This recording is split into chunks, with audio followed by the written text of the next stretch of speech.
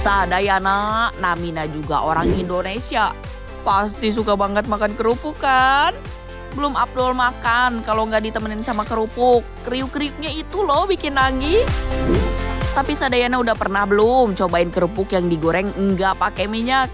Kayak kerupuk usek khas dari Pekalongan ini.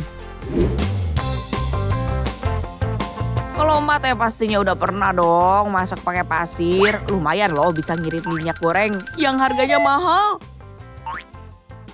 Apalagi makan tinggalnya di pesisir, jadi gampang pisan buat dapetin pasirnya. Sekarang ikut Mayu ambil pasirnya heula. Saya akan mengambil pasir yang di sini saja. Soalnya di sini bagus dan bersih, lihat tuh.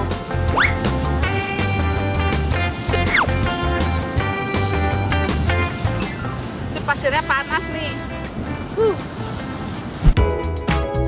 Beruntung pisan jadi orang pesisir mah. Pasir melimpah, apalagi jarak dari rumah emak ke pantai Pangandaran teh deket pisan. Jadi bisa kapan aja ambil pasir di sini untuk masak.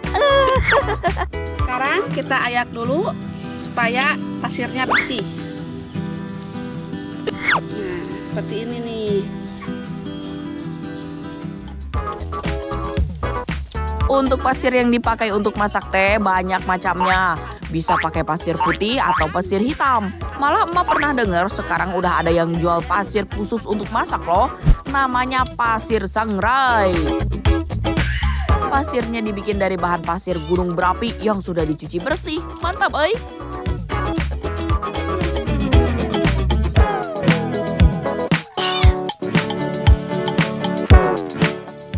Apinya diatur ya, jangan terlalu besar. Cukup menggunakan baranya saja. Biasanya kalau apinya terlalu besar, wajannya nggak kuat, suka bolong. Supaya panasnya merata, pasirnya kita aduk-aduk seperti ini. Sebaiknya teh wajan yang dipakai terbuat dari tanah liat, biar lebih kuat menahan panasnya pasir. Jadi nggak bikin wajan bolong.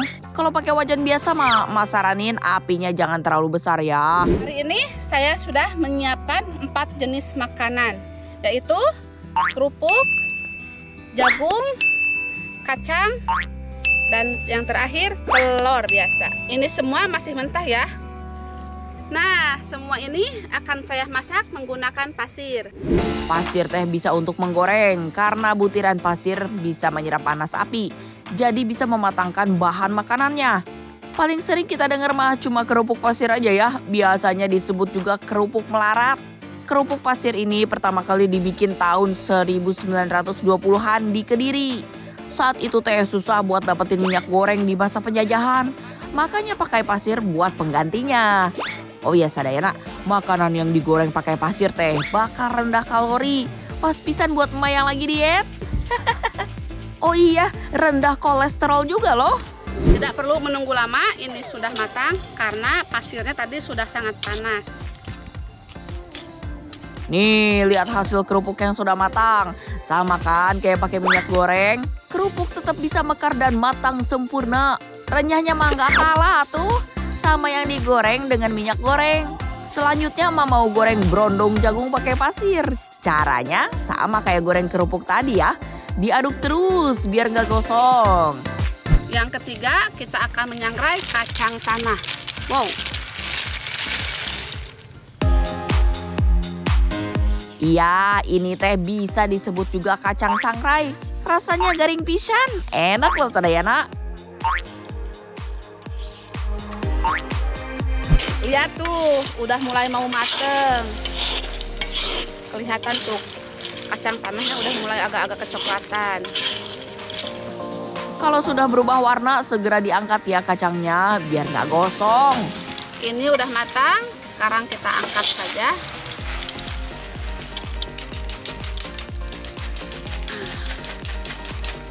Supaya pasirnya jatuh, lakukan cara seperti ini, biar bersih.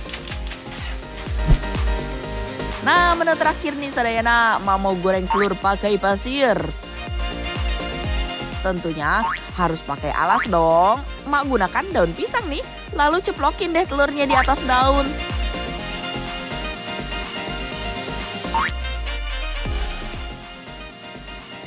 Tuh, telurnya perlahan berubah warna, mulai matang pinggirannya. Dibandingkan menggoreng kerupuk, berondong jagung, dan kacang, masak telur ini agak makan waktu. Kuncinya adalah sabar. Tada, masakannya sudah jadi. Saya memasak semua ini menggunakan pasir. Nggak nyangka ya, 4 makanan ini dimasak pakai pasir. Buat Sadayana yang tertarik masak pakai pasir, sok we ditiru cara masak ala emak. Biarpun sedikit ribet tapi nggak apa-apa, karena hasilnya pun lebih sehat. Mantap serantap, oi!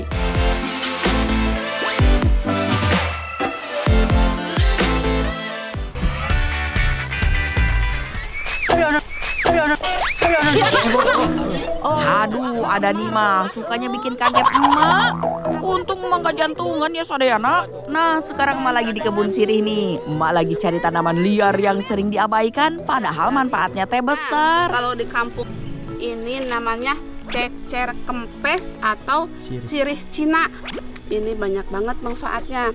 Dan mudah banget untuk ketemukan ya Ayah. Cari tempat-tempat seperti ini di kebun, di hutan.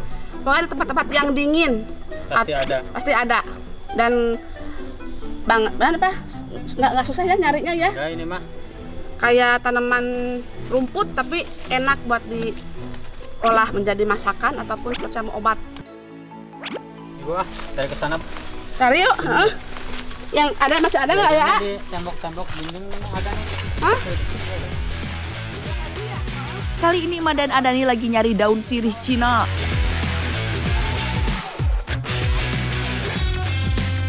Tanaman ini dikenal juga dengan nama pepper elder atau tanaman semak yang bersinar. Ulu, cantik pisan ya namanya. Tanaman liar ini gampang ditemukan di habitat yang teduh dan lembab di seluruh Asia dan Amerika.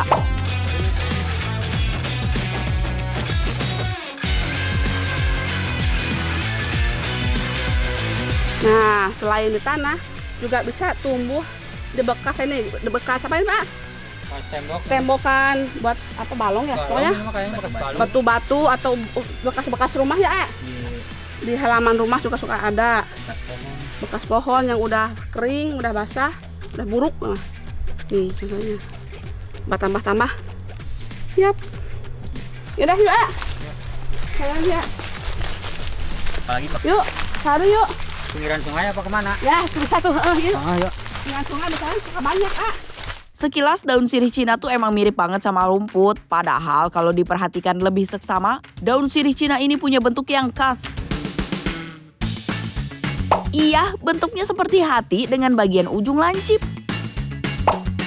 Oh iya, daun sirih Cina ini juga tanaman yang berbeda dengan daun sirih ya. Meski keduanya sama-sama memiliki bau yang harum. Nah, di pinggir jalan juga banyak. Biasanya orang-orang sekitaran sini mengambil tanaman ini tuh buat jamu.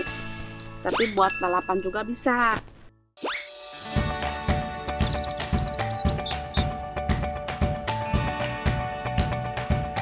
Tanaman sirih Cina sering dianggap gulma karena tumbuh di antara tanaman budidaya. Ini dia guys. Padahal khasiatnya untuk kesehatan sungguh besar. Bisa diperoleh dari daun, batang, hingga akarnya. Nah, kali ini Mak mau olah daunnya saja, makanya akarnya sengaja dibuang. Cuci sambil dipilih-pilih ya, daun sirih Cina yang kering dan tua harus dibuang. Setelah itu direbus air mendidih selama 5 menit. Oh iya, Mak belum kasih tahu nih khasiat daun sirih Cina untuk kesehatan. Daun sirih Cina ini memiliki kandungan antioksidan yang tinggi. Jadi bisa membersihkan radikal bebas yang masuk dalam tubuh. Sirih Cina sering juga digunakan untuk mengobati sakit perut, mah, dan menurunkan kolesterol. Di Indonesia belum banyak yang memanfaatkannya. Sementara di Filipina dan beberapa negara Asia, daun sirih Cina menjadi bahan teh herbal yang bisa mengobati penyakit ginjal, bahkan mengurangi risiko kanker. Ini loba pisannya khasiatnya. Ini sih Mak bakal rajin konsumsi rebusan daun sirih Cina. Selain diambil air rebusannya, daun ini juga enak loh dijadikan lalapan. Daun yang sudah direbus dicuci lagi, lalu diperas deh. Bisa dimakan bareng sambal, tempe, dan ikan asin.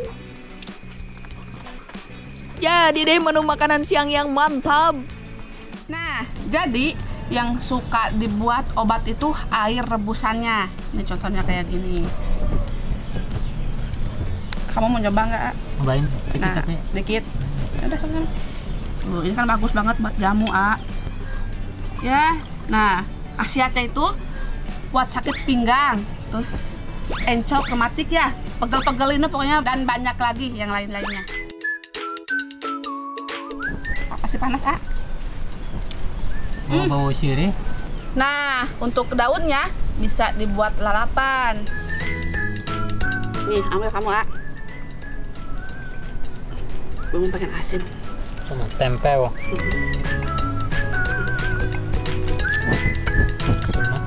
Sambalnya pedas pasti nih. Bismillahirrahmanirrahim.